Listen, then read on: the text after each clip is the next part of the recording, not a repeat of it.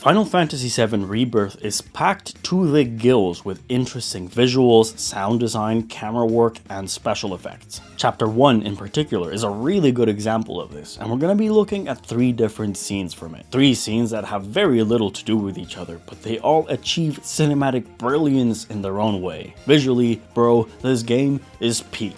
Let's get into it. From the opening moments, this game is priming us to receive the story of FF7 under a new light. After the broadcast, we go right into a playable segment that follows Zack, a fellow soldier. We're gonna skip most of it, but the last shot is definitely worth noting. Zack, in the rain, cradling the dead body of Aerith. Don't worry about her, she does that a lot, it's fine. We fade from a high-angle shot of that moment to a rain puddle somewhere else. This is a classic editing technique, using visual continuity to bridge 2 things that have nothing to do with each other. It creates narrative and thematic through lines between scenes that have very little in common, or as is the case here, even feature different protagonists. If you want to see a master at work for this type of editing, definitely check out the work of Satoshi Kon. His work showcases this in very obvious ways, strong images, flashy transitions, but something as simple and covert as matching action or imagery can smoothly carry the viewer across time and space. From there, we move into the main story, Cloud's flashback in Nibelheim. As a rookie, he receives a mission to go there, his hometown, and is traveling with Sephiroth, who at this point is still a good guy.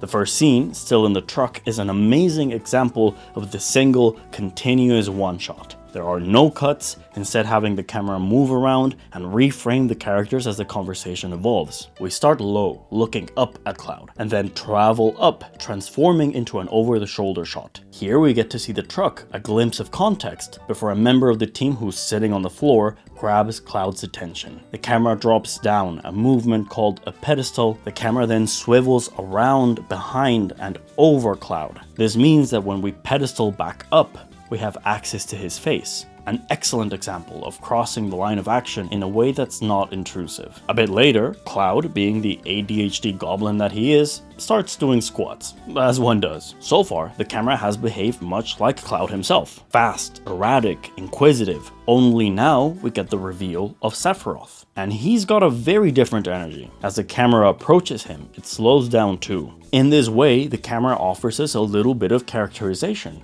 Slow and steady with Sephiroth, energetic and impulsive with Cloud.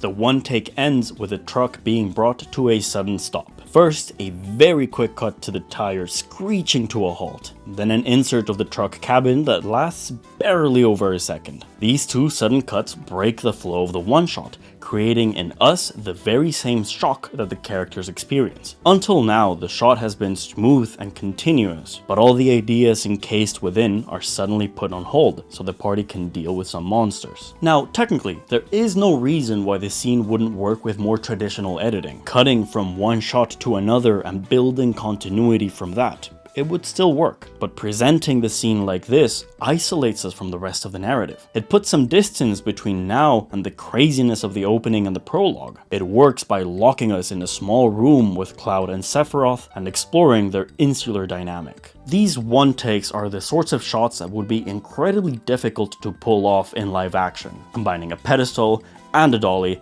and a tilt into a swivel that also pans around. You'd need a camera team so efficient that they'd be basically worthy of being a Formula 1 pit stop, and a set that would allow for all that mobility. It could be done, but it would probably end up being an expense that's just not worth it in the end. But here, it works so well. The sort of cinematic presentation that really works best in simulated cinema. And in my eyes, one of the many artistic decisions that give merit to the remake trilogy. But anyway, speaking of traditional editing, let's talk about the scene at the inn in Calm. Here is where the game has to do something much harder. There is no action going on, not even any movement to speak of, just a bunch of characters sitting down and talking, and yet the scene never feels static. We fade in from black to a wide shot that cranes down towards Barrett and his glorious man spread. Yeah! But going back to that first frame, we get a glimpse of the basic geography of the room. From then on, the camera slows down, and so do the characters' movements. This helps sell the idea of a complex, winding conversation. Everything is more deliberate. From Barrett, we cut to Tifa, And look at just how shallow the depth of field is in this shot. Even her shoulders are falling out of focus. They want you to be looking at Tifa's big bug eyes and nothing more. What's interesting here is that she turns away, cutting us off from her emotions. She's hiding something. From then we go to a wide shot, looking down at the whole party. While we saw them briefly in the first shot, here we can get a better look. We see Cloud, Barret, Tifa, Aerith, and Nanaki, although we won't count him as he doesn't have a single line during this scene. Aerith and Tifa are sitting side by side on a couch, while Cloud and Barret are not directly in front of them but to an angle. You can trace a line between the two, like this. It's clear that Cloud is the pivotal character. This is his story being told. So if we continue tracing lines, you can see that the conversation can be roughly framed into a V shape. And this works even further when you take into account how often the girls are framed as a unit, in 2 shots more than singles. This blocking formation is really stable, and it ensures that no matter who we cut to and no matter how tight into their face we do, we always know where they are and who they're talking to. When a scene is about people sitting and talking and there isn't any real movement, the line of action is drawn by the act of looking. The eyes are what give both context and content, so it's important to make it crystal clear who is talking and to whom. The blocking here also makes the composition very balanced. Everything here is telling us that there is no danger. It might be a difficult conversation, but you're among friends. As Cloud's story gets darker, the scene starts to change. Tifa becomes a more central character in both timelines, here and Nibelheim. Look at this wide shot. You can see Cloud turn to match Aerith's gaze, while Tifa looks down and to the left, in the opposite direction. The camera dollies towards her, homing in on what she's about to bring to the conversation. Here, both Cloud and Aerith are out of focus. Tifa's story is becoming more and more important. By the time we reach the end of the flashback, the conversation isn't as calm anymore. The camera speeds up and becomes unpredictable, like this close-up of Barret that suddenly widens to include Cloud's shoulder. When Aerith raises her hand to ask a question, the camera does a quick pedestal to track her movements back down. These movements are very over the top and erratic, and they probably wouldn't look good if they were in live action. But here, with the exaggerated character designs and proportions, they fit right in. Every single shot is moving in this scene. Every single one. And every single time, it builds onto the mood of the scene. Masterful. Now, when it comes to over-the-top camera work, there is no better example than the combat scenarios. And I want to hone in on the fight with the Materia Guardian. This scene poses the complete opposite challenge. There are fast cuts, rapid movement, multiple characters.